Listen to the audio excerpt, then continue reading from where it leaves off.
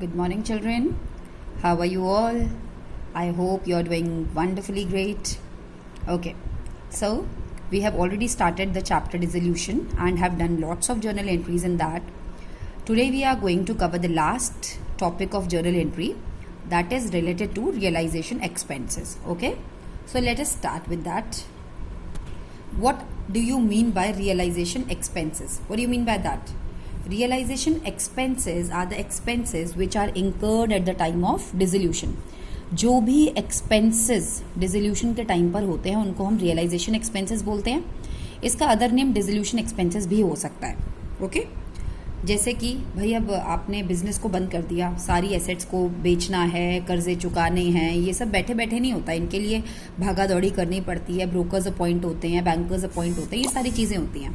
तो ऐसे केस में कुछ खर्चे होते हैं, those expenses which are incurred because to perform the duties of realisation. हमें वो रियलाइजेशन करने के लिए, डिसॉल्व करने के लिए जो खर्चे करने पड़ते हैं वो हमारा रियलाइजेशन एक्सपेंसेस होता है. ठीक है, बड़ा ही सिंपल फंडा है. 2 लेटर्स में हमने पूरा काम कर लेना है. B and P. बी मतलब बॉर्न, पी मतलब पेड. बी मतलब बॉर्न, पी मतलब पेड. बी होगा डेबिट, पी होगा क्रेडिट. रटने का भी और समझने का भी सबसे आसान तरीका बी एंड पी. बी को क्या करेंगे डेबिट और पी को क्या करेंगे क्रेडिट. बी मतलब होता है बॉर्न. बॉर्न का मतलब होता है B for born, B for burden. ये जो बर्डन है ये किस पर पड़ रहा है, इन खर्चों का बर्डन किस पर पड़ रहा है. और पी मतलब होता है पेड. पेड मतलब जेब से किसकी जा रहा है. इसको मैं और क्लियर करने के लिए एक छोटी सी लाइन बोलती हूँ, आपको क्लियर हो जाएगा. आपको पता है ना आजकल हम क्या पे करते हैं, हर चीज़ खरीदते हैं तो जीएसटी. ओके, आप दुकानदार से सामान खरीद रहे हैं या फिर आप कहीं रेस्टोरेंट में खाना खा रहे हैं या कुछ भी है तो आप उस पर एक जीएसटी टैक्स देते हैं. ठीक है, आप शॉपकीपर को दे देते हैं, वो बिल में ऐड करके आपको वो टैक्स बता देता है. सामान था 100 रुपये का, आपको पड़ा वो 105 रुपये का. ठीक है, आपने 5 रुपये टैक्स दे दिए शॉपकीपर को. क्या वो शॉपकीपर की जेब में जाएंगे? नहीं. शॉपकीपर आगे वो सारे लोगों से जीएसटी कलेक्ट करके वो सरकार को देगा, गवर्नमेंट को देगा. तो पे किसने किया है? सरकार को जीएसटी किसने पे किया है? किसने किया? शॉपकीपर ने. लेकिन ये बर्डन किसकी जेब पे पड़ा? हम लोगों की, नॉर्मल पब्लिक की. तो बॉन्ड का मतलब पब्लिक ने बॉन्ड किया, पे किसने किया? शॉपकीपर ने. तो इससे आपको और क्लियर हो गया कि बॉन्ड मतलब क्या होता है, पेड मतलब. बॉन्ड मतलब B for bond, B for burden. जेब पर किसकी बर्डन पड़ रहा है और पी फॉर पेड किसकी जेब से निकल रहा है. तो जिस पर बर्डन पड़ रहा है वो डेबिट होगा, जो पे कर रहा है वो क्रेडिट होगा. बॉन्ड तो कोई भी कर सकता है भाई. बॉन्ड करने में क्या है, बॉन्ड फर्म भी कर सकती है और पार्टनर भी कर सकता है. ये बर्डन फर्म के ऊपर भी पड़ सकता है, ये बर्डन पार्टनर के ऊपर भी पड़ सकता है. सिमिलरली पेड पार्टनर भी कर सकता है, पार्टनर और फर्म भी कर सकती है. ठीक है, अब आपको सब बच्चों को ये बात तो पता है कि जो फर्म है उसके लिए हम क्या नाम लिखते हैं? रियल. फर्म को ऐसे तो नहीं लिखोगे ना, फर्म ने कौन सा खाता खोला डिसोल्यूशन के टाइम पर? रियल. और पार्टनर तो पार्टनर का अकाउंट आप बनाते ही हो तो उसके तो नाम चेंज करने की जरूरत नहीं है. सिमिलरली पेमेंट अगर फर्म कर रही है तो फर्म के ऑब्वियसली कहाँ से कैश जा रहा है? कैश से जा रहा है. तो जब पे फर्म करेगी तो आप उसकी जगह पे लिखेंगे कैश, क्योंकि फर्म का कैश अकाउंट इम्पैक्ट हो रहा है. और अगर पार्टनर पे कर रहा है तो पार्टनर ही लिखेंगे. आई होप ये सबको क्लियर है. ओके बेटा, यस. तो आपको ये पता चला बॉन्ड कौन कर सकता है? फर्म भी और पार्टनर भी. और पे भी कौन कर सकता है? फर्म भी और पार्टनर भी. जो भी बियर करेगा यानी कि जो भी बॉन्ड करेगा उसको डेबिट करेंगे, जो भी पे करेगा उसको क्रेडिट करेंगे. कुछ केसेस मैंने यहाँ पर लिखे हैं. 1 2 3 4 cases I have written, 5 cases. पहले केस में क्या बात की जा रही है कि बियर कौन कर रहा है? फर्म. पे कौन कर रहा है? फर्म. रियलाइजेशन के खर्चे हुए, मान लिया किसी ब्रोकर को हमें 10,000 रुपये देने पड़ गए. ठीक है, ऑब्वियसली फर्म डिसॉल्व हो रही है. क्वेश्चन में लिखा है रियलाइजेशन एक्सपेंसेस ₹10,000. किसने बियर किए, किसने पे किए, कुछ नहीं लिखा.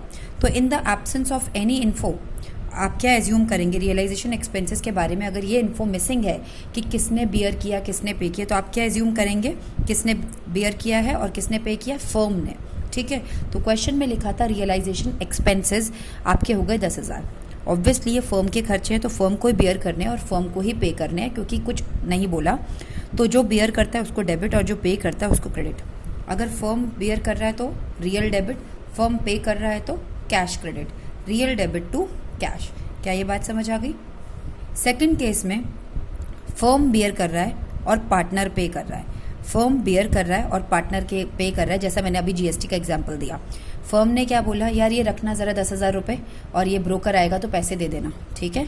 तो ऐसे केस में वो बर्डन तो किसकी जेब पर पड़ा, फर्म की जेब पर, लेकिन पॉकेट से किसकी निकला, पार्टनर की। तो जो बियर करता है उसको डेबिट करते हैं, यानी कि रियल को डेबिट, और जो पे करता है, पार्टनर पे कर रहा है तो पार्टनर को क्रेडिट करेंगे, आपको बताया था। तो real debit to partner. Third entry में पार्टनर बियर कर रहा है और फर्म पे कर रहा है, यानी कि ये बर्डन तो पार्टनर की जेब पर था, लेकिन फिलहाल पेमेंट किसने किया, फर्म ने किया। बात तय हो रखी थी पार्टनर्स में, XYZ 3 पार्टनर्स थे, और जब भी पहले से इनके बीच में ये सुलह हो रखी थी कि जब भी डिसॉल्व होगा एक्स तू ये पे करेगा, उसने हामी भरी थी, उसने पूरी गारंटी दी थी मैं पे करूंगा। दैट मीन्स उसकी जेब का बर्डन था, लेकिन फिलहाल फर्म ने पे किया। तो जिसने बर्डन लिया था यानी कि पार्टनर डेबिट होगा, पे कौन कर रहा है, फर्म पे कर रहा है, तो कैश क्रेडिट होगा। नेक्स्ट है, पार्टनर ने ही बर्डन लिया था, पार्टनर ने ही पे किया। एक्स ने ही प्रॉमिस किया था मैं पे करूंगा, उसके ही जेब पर आना था वो खर्चा फाइनली, और एक्स ने ही पे किया। तो पार्टनर ही डेबिट और पार्टनर ही क्रेडिट, पार्टनर ही डेबिट और पार्टनर ही क्रेडिट, नो एंट्री, इसका मतलब no entry. Point number 5, X का बर्डन था, लेकिन पे किसने किया, वाई ने। बर्डन किसका था, ये एक्स की जेब पर बर्डन पड़ेगा, लेकिन फिलहाल पेमेंट कौन कर रहा है, वाई। तो बर्डन जिसके ऊपर पड़ता है वो डेबिट होता है, यानी कि वो पार्टनर जिसके ऊपर बर्डन पड़ रहा है एक्स, और पेमेंट जो कर रहा है वो पार्टनर क्रेडिट होगा, यानी कि Y. X debit to Y, simple, very simple. Yes, अब हम आगे बढ़ते हैं। अब एक पॉइंट आता है रेम्यूनरेशन। अभी तक तो आपको ये क्लियर हो गया। अब बात करते हैं remuneration. What is remuneration? Amount paid for services rendered.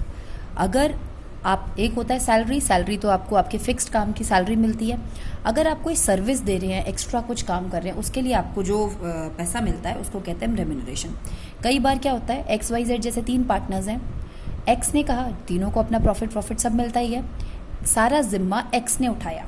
Dissolution के टाइम पे जो भी खर्चे थे उसने सारा काम देखा, तो एक्स को फर्म क्या कहती है, एक पैसा देती है जिसको कहती है भाई तुम ये हमें सर्विस प्रोवाइड कर रहे हो तो आपको इसके लिए हम रेम्यूनरेशन देंगे। तो ठीक है, वो रेम्यूनरेशन होता है। अब यहाँ देखते हैं, firm pays ₹5,000 to X for handling dissolution. Firm क्या कहता है कि 5,000 रुपये हम तुम्हें दे रहे हैं क्योंकि तुमने हमारा डिसोल्यूशन का काम हैंडल कर रहे हो, तो इसको हम तुम्हारी फीस समझ के, इसको हम तुम्हारा पैसा समझ के, रेम्यूनरेशन समझ के तुम्हें 5,000 रुपये रख लो। डिसोल्यूशन पे जो खर्चे हो रहे हैं वो तो अलग है, ये 5,000 रुपये क्या मिल रहे हैं उसको, एक तरीके से रिवॉर्ड मिल रहा है, उसको रिवॉर्ड मिल रहा है कि तुमने काम किया, इससे हम तुम्हें 5,000 रुपये देंगे, कोई फ्री में तो करेगा नहीं, तो इसलिए एक्स को 5,000 रुपये मिले। डिसोल्यूशन के खर्चे अलग हैं, वो जो होंगे वो तो फर्म पे करेगा ही करेगा, एक्स्ट्रा वो एक्स को कितने पैसे दे रहा है, 5,000। ठीक है, तो आपने ध्यान रखना है ये डिसोल्यूशन के खर्चे नहीं है, ये एक्स की टिप है। तो ऐसे केस में जब भी आपको पढ़ते आए हो, एडमिशन, रिटायरमेंट, डेथ, आपने सब में पढ़ा है, जब भी पार्टनर को कुछ मिलता है उसको क्रेडिट करते हैं। Realisation account debit to X, 5,000 रुपये उसको रेम्यूनरेशन मिला। ठीक है, अब यहाँ पे ये मैंने क्या लिखा है, rule of B&P to be applied for realisation expenses. ये जो B और P वाला रूल है ये आपने रियलाइजेशन एक्सपेंसेस जो भी मैंने पीछे डिस्कस किया उसके लिए ही अप्लाई करना है। आगे मैं एक बात और लिखती हूँ, अगर मैं इसी से कनेक्टेड इस पॉइंट को कर दूँ कि एक्स को फर्म ने क्या कहा, तुम सारा काम देखो, हम तुम्हें 5,000 रुपये देंगे, लेकिन रियलाइजेशन के जो खर्चे हुए वो कितने हुए, 10,000 हुए, और वो किसने पे किए, फर्म ने पे किए। सिंपल सी बात है, फर्म ही पे करेगा भाई।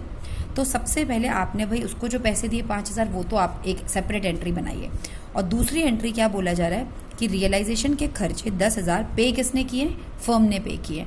बॉर्न किसको करने थे, यानी कि बियर किसको करने थे, कोई इन्फो नहीं है, मैंने क्या बताया था, कोई इन्फो ना हो तो फर्म, तो बियर फर्म को करने थे, पे भी फर्म ने करे। फर्म के लिए आप कौन सा वर्ड लिखते हैं, बियर के टाइम पे रियलाइजेशन, और पेमेंट के टाइम पे cash, realisation debit to cash 10,000। पहले एक 5,000 की एक्स को देने की एंट्री बनाएंगे, एक रियलाइजेशन के खर्चे की एंट्री बनाएंगे। आगे बढ़ते हैं, आप इसको और अच्छे से क्लियर से समझते जाइएगा। Firm pays a fixed amount to X including remuneration 20,000 to pay dissolution expenses. इससे ऊपर वाले केस में फर्म ने 5,000 रुपये बोल के दिए थे कि ये तेरा रेम्यूनरेशन है, और 10,000 रुपये जो है वो फर्म के लग गए डिसोल्यूशन के खर्चों में। अब जो क्वेश्चन दिया जा रहा है, उन्होंने एक्स को ही रिस्पॉन्सिबिलिटी दी है, बोला एक्स तू देख ले यार सारा डिसोल्यूशन का काम, इसके लिए मैं तुझे 20,000 रुपये दे रहा हूँ, जितने खर्चे हों इसी में से निपटा देना, और अगर कुछ बचे तो वो तेरा, ज़्यादा लगे तो भी तेरा। समझ आई मेरी बात? तो ऐसे केस में अब जब आपको बोल दिया गया फर्म ने एक्स के हाथ में भाई 20,000 रुपये रखे, चाहे फर्म एक्स के हाथ में रखे, चाहे फर्म डिसोल्यूशन के खर्चों की पेमेंट करे। अब आप ध्यान से सुनिए कि क्या हुआ। 20,000 रुपीज़ आपने किसको दिए? एक्स को दिए। ओके, तो आप एंट्री क्या बनाएंगे? Realisation to X. उसके बाद बोला जा रहा है भाई एक्स जितने खर्चे हो वो तेरे निपटा लियो अपने आप ही। तो एक्स के खर्चे एक्स निपटाएगा, उससे फर्म का कोई लेना देना नहीं है। हमें केवल एक एंट्री पास करनी है, फर्म के ऊपर कितने का इम्पैक्ट पड़ा? 20,000 का। Realisation account debit to X. अब चाहे उसने पेमेंट तो डेफिनेटली किसने की होगी? एक्स ने की होगी, जब पैसा फर्म ने एक्स को दे दिया। बियर किसने किया? फर्म ने किया, इसलिए रियलाइजेशन को डेबिट करा। पेमेंट कौन कर रहा है? एक्स कर रहा है, इसलिए एक्स को क्रेडिट किया। Realisation account debit to X. Actual में खर्चे चाहे अब 12,000 हों, चाहे 20,000 हों, चाहे 22,000 हों, एंट्री सिर्फ 20,000 से बनेगी क्योंकि इम्पैक्ट केवल 20,000 हो रहा है। Fine. Last point of the day एक एग्जाम्पल और लेती हूँ। एक्स को आपने भाई 20,000 रुपये दिए, बोला इसी में तुझे खर्चे भी निपटाने हैं और इसी में तेरा रेम्यूनरेशन भी है, जो तू समझ ले। खर्चे हुए कितने? 15,000। अब फर्म ये नहीं कहेगी कि 5,000 वापस कर। फर्म ने उसको बोला था कि हम तुझे 20,000 देंगे, इसमें अब खर्चे जितने मर्जी हों। खर्चे कितने हुए? 15,000 हुए। ठीक है, तो 5,000 एक्स ने अपनी पॉकेट में रख लिए। तो यानी कि दोनों एंट्री को एक साथ करके मैंने यहाँ पे आपको सेपरेट करके, है ये वही पुरानी वाली जो इससे पहले की थी, लेकिन मैंने यहाँ आपको सेपरेशन करके दिखा दिया कि एक तरह से 5,000 रुपये तो हो गया उसका रेम्यूनरेशन, तो रियल टू एक्स, और 15,000 रुपये हो गए खर्चे। चोट किसके ऊपर पड़ रही है और बर्डन किसके ऊपर? फर्म के ऊपर, इसलिए रियलाइजेशन को डेबिट। पेमेंट कौन कर रहा है? एक्स, तो realisation to X 15,000, realisation to X 5,000। अलग अलग बनाने की जरूरत नहीं है, कंबाइन करके बना लीजिएगा। Realisation to X 20,000। ये वही एंट्री है जो इससे पहले समझाई थी, यहाँ पे थोड़ा सा और क्लैरिफाई करके और आपको थोड़ा सा इलाबोरेट करके समझा दिया जा रहा है। डिसोल्यूशन एक्सपेंसेस ₹20,000 थे। 10,000 were to be borne by firm and balance by X. बोला जा रहा है भाई डिसोल्यूशन के खर्चे कितने हुए? टोटल एस्टिमेट कितना है खर्चे का? 20,000। 10,000 कौन बियर करेगा? फर्म। और 10,000 कौन बियर करेगा? एक्स। बियर दोनों ने करना है। जो बियर करता है उनको क्या करते हैं? हम डेबिट करते हैं। कौन कौन बियर कर रहा है? फर्म भी बियर कर रहा है, उसको भी डेबिट करेंगे। एक्स भी बियर कर रहा है, उसको भी डेबिट करेंगे, जितना जितना जो बियर कर रहा है। और फिलहाल फर्म की जेब से क्या निकल रहा है? कैश निकल रहा है। 20,000 वर पेड बाय फर्म। जो पेयर होता है, जो पेमेंट करता है, उसको क्या कहते हैं? क्रेडिट करते हैं। और कौन पे कर रहा है? फर्म पे कर रहा है। अगर फर्म पे करता है तो टू कैश लिखते हैं, पार्टनर करता है तो टू पार्टनर लिखते हैं। सिंपल BNP वाला कंसेप्ट है। Okay, now we will do questions from the textbook, so it would make more the clarification more easier and more clearer. Okay बेटा, see you in the class now.